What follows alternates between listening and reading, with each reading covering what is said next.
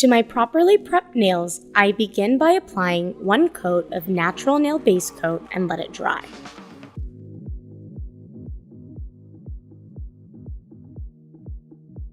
For my base color, I apply 2 coats of Don't Tell a Soul. Let each coat fully dry.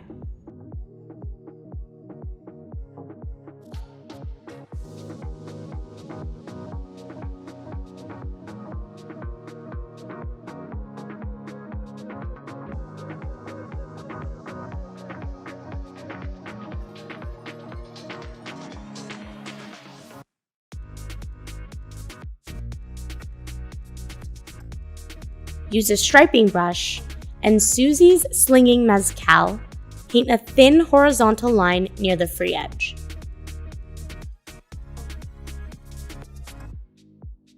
Leaving a slight gap below, paint another thin line.